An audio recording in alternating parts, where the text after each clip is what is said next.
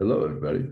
I thought I'd pop on before I head off for the road and do a little bit of a prediction, a bit of a preview. A lot of people have been asking for it, so here you go.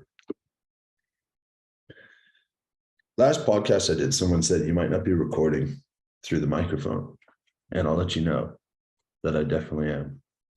But I don't have the cord to connect my headphones to my soundboard, meaning you still get feedback or echo. And to that, I say, I'm sorry, and I should get that sorted eventually. But the roster for the Rogue Invitation, we've got Martins Elisis, Alexei Novikov, Rob Kearney, Maxime Boudreau, Trey Mitchell, Bobby Thompson, myself, Ethor, Ingolfson, Milstead, Pablo, Wide Pablo, and Kevin Ferris. Now, I think everyone on that roster has made the finals at Worlds before. Nonetheless, it's certainly the top 10 active strongmen in the world, those who would accept their invites. And guys that stick out right away, Martins, obviously, hasn't competed a whole lot, but the ones that he has, it's first at the Rogue, first at the Arnold, second at Worlds. That's stiff competition. Then Alexei speaks for himself, but he's been a little bit out of form. I think the last couple of times he's competed, he's had a bit of time off, so I'm sure he's going to come into this one ripping and ready to go. Trey with the Shaw Classic win, Bobby Thompson with his podium, Pablo with his wideness. There's heaps of interesting variables to this competition. So let's go event by event and see how I think I'll do. First one is deadlift for reps. And this is 18 inches on a squat bar, which is basically going to give us halfway between an axle and a barbell. Originally, this was going to be 20 inches with a barbell, and that would have been insane. I think that would have really exhausted a lot of guys. It would have been a very, very high pull. So with the lower pull and the stiffer bar and 1,000 pounds, I think there's going to be a good number of guys who can't do this one, because that's really is no joke. For context, the Static Monsters world record, when I said it was 485 kilos, that was a year and a half ago. Now we're doing 455 for reps, the only difference being a squat bar versus an axle. But I think that with the way they have it set up is that the weight is going to be dangling under a platform. And I think that weight is going to feel lighter than 1,000 pounds. I just think it has to, for it to make sense to choose that as the weight for the event.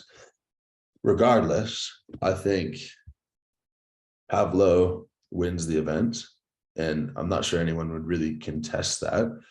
If it was a bit higher, Alexei, but I think Pablo, I think myself and Alexei will be close behind. Martins probably just behind us. Trey Mitchell, maybe somewhere between myself, Martins, Alexei, somewhere in that category. And this is where it's really interesting. Like there's no okay performance will get you through. Bobby Thompson's another one that'll be right up there in that event. So you could have an okay performance and still finish behind Pablo, Martins, Alexei, Trey, Bobby, and you find yourself in 6th in that event with an okay performance. But for myself, I'm going to put myself at somewhere between 2nd and 3rd on that event. Behind Pablo, depends how Alexei likes that setup. But I think Pablo 1, then myself or Alexei 2, myself or Alexei 3, and then those guys I just mentioned, Martins, Bobby, Trey, will be not far behind at all. Then we have the sear bell ladder, and this is probably my biggest concern, quote unquote, going into this event. I do really like the sear bells compared to monster dumbbells. They're just much easier to deal with. They sit much better on the shoulder. So hopefully we'll be able to pull something out good. And for me, if I want to be in contention to win, this is the event that I'm going to have to do well in. Now, obviously, Alexei's going to win because he's Alexei and it's dumbbells. Then second, hard to look past Martins. Then good dumbbell pressures behind. Again, there's this big clump of guys who are really solid in Rob, Max, Trey, Bobby's not bad. So again, an okay performance has those 4 guys, Martins and Alexi ahead of you. You could be 7th in an okay performance. That being said, I think I'll find myself in around 4th place in this, probably get the 3 dumbbells done, 115, 120, 125. 130 could be on the cards. Don't really know. Yeah, it really depends on the day, how I'm feeling and how it sits on the shoulder. But I think this is going to be Pavlo's downfall. He wasn't super coordinated with the dumbbell in Glasgow, and I don't think a couple of weeks is enough time to really make up a movement deficiency like that. So I think, unfortunately for Pavlo, this is probably where he falls out of contention. The third event is the Husafel Sandbag carry, and this is going to be fairly small. So guys with long arms are not going to be at a huge advantage, which actually, come to think of it, this is a really short comp, as in stature of the guys. I could be the tallest one, taller than Martins and Alexi, Rob, Max, Trey, Bobby, Ethor, and Kevin. Pavlo, I think I'm taller than Pavlo, not by much, but wow, I'm going to be the giant here. Okay, I have a newfound confidence. But that's going to be to no advantage. I think you're going to be able to get around and actually lock your fingers in, which would be a huge advantage. That being said, I did a 400-pound sandbag on a horrendous sandbag and a horrendous setup and managed to get 50 meters without too much concern. I think the winner of this event will be closer to 100 meters than 50. Martins is going to be really good at this. I know I'll be up there. Pavlo potentially, but we'll see about endurance. Otherwise, some of the bigger, less athletic, more statically strong guys could fall back a little bit on this one. But you know what? I'll pick myself for the event win on this. I'm feeling really confident. I think my fitness is as good as it's been in my strongman career. So yeah, I look forward to that one. And that finishes out day 1. So probably on day 1, that puts Alexi in first, myself and Martins very close 2nd and 3rd. And I think that's how it's going to sit after day 1. Next is the roller coaster pull, where we take 3 sandbags, we load them into a cart, then we pull that cart arm over arm up this really hectic looking apparatus. But this apparatus, to the eye, it looks like it's less than a 45-degree incline. And my reference is pulling, I think it was 319 kilos arm over arm directly up at the Shaw. In order for this one to match that, it would have to be, say it was 45 degrees, it would have to be 740 kilos. I don't think that's going to be the case. I think it's going to be lighter than Shaw, which is consistent because every other event is also lighter than Shaw. And I was so close at Shaw to being able to just arm over arm the whole thing. So I think that's how this one's going to go. We'll see in equipment testing, but if I can do that, confident in my sandbag speed, confident in my arm over arm speed, I think I'm going to be right up there on this event. Now, again, the bastard Martins, you can't count him out of anything, apparently. And I think speed is going to be more important than, say, arm over arm power on this one. So you go back to the fast guys. You go back to myself, Pavlo, Alexi, Martins. Kevin, for sure. And Kevin's grip is really good. So Kevin's going to be right up there in this event as well. And this is where these guys will get in between some of the guys in contention, and where it's probably not going to be one of those comps where you go into stones knowing who's going to win. But I think top 3 on that event, probably myself. You know what? I'm going to say myself, Kevin, Alexi, and Martins in 4th. Just because I think speed is going to be more important and Kevin is fast. Then we go into Yoke, into overhead. This is probably my most confident event. I've had a couple of really good runs on this in training at comp weight. I actually haven't been slower than 38 seconds, 39 seconds. And I think I'll be a bit quicker than that on the day, just the setup and Yeah, so I definitely think I'd put myself in the same category as Alexi, where barring injury, Alexi with the dumbbell, where barring injury, I think it's my event to lose. Second, people forget what happened to Alexi last year. And with that, with his third rep on the log, it just got a little bit away from him and he dropped it and the log rolled away or something. I actually haven't seen it, but I've heard the story. So Alexi's really quick on it. Martins came second last year. Maxime has looked really good. He's looked really quick. And I think that's going to be the guys in contention for this event. So myself with the win, and then 2, 3, 4, Maxime, Martins, Alexi.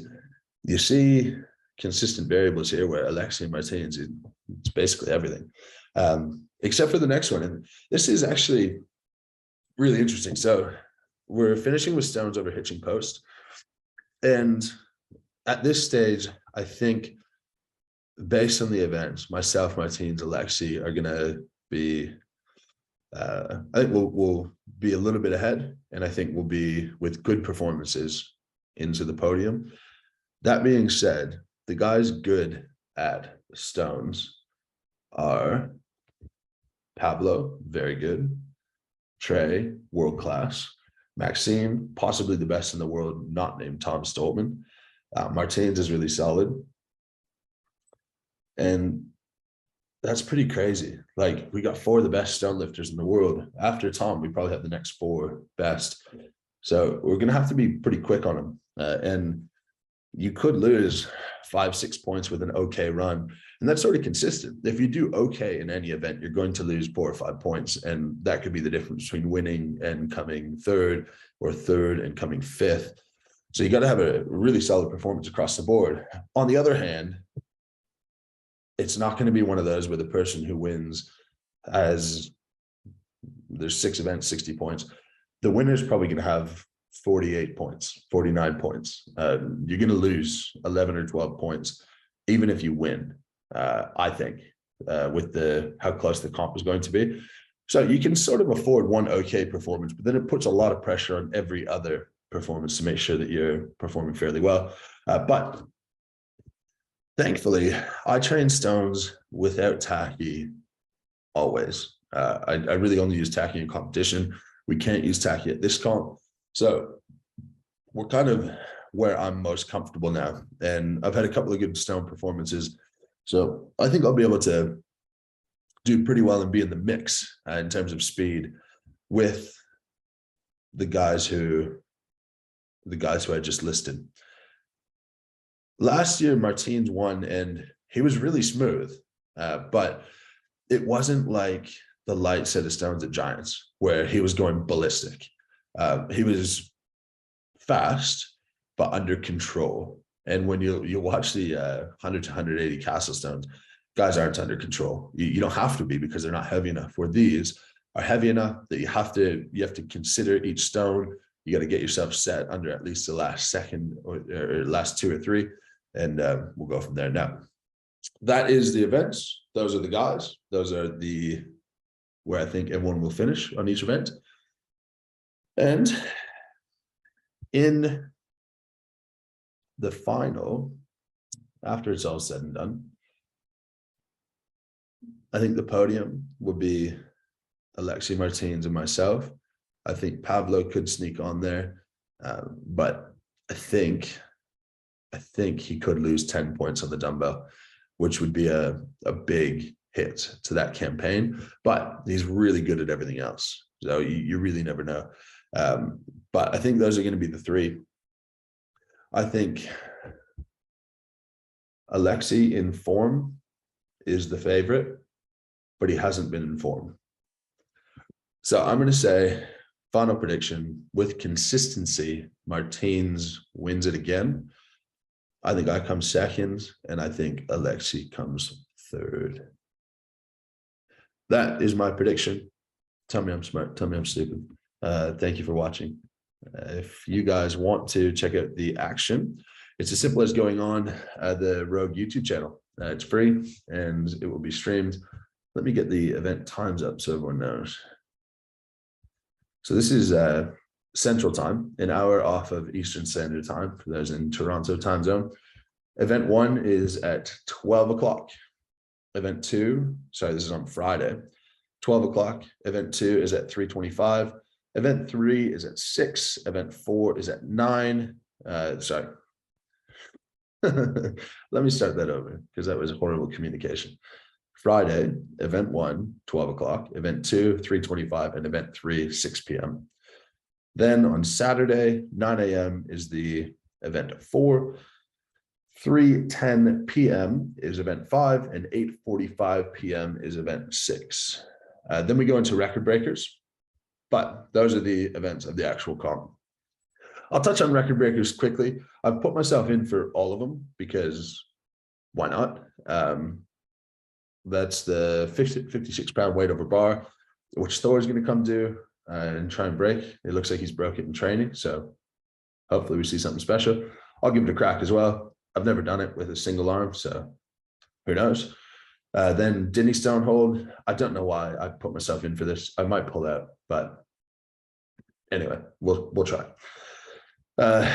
Then the hammer deadlift, just like picking up the handle of a hammer in a really odd fashion. Why not? It's the last comp of the year. I figured it's a cool opportunity, and I don't want to sit and watch other guys compete while I have the opportunity and I stand by. But again, thank you very much for watching. Enjoy the competition. And one of the things I'm most excited about is it's the first trip my videographer is coming with me, so we'll be able to release some footage on the actual day. You won't have to wait until after, so we'll have a bunch of videos out there. Thanks a lot, guys. Take care. Love you, and we'll speak soon.